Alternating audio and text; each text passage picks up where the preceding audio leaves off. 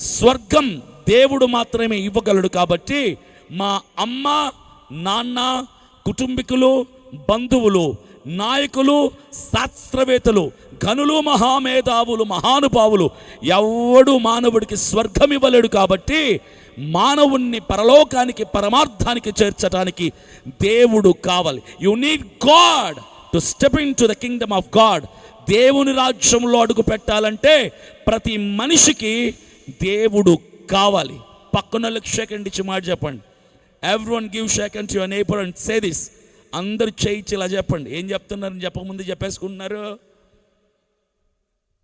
Shake hand ఇచ్చి, మనిషికి దేవుడు స్వర్గానికి వెళ్తానికి కావాలి.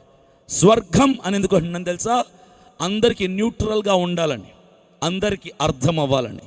పరలోకానికి వెళ్ళటానికి మనిషికి దేవుడు కావాలి.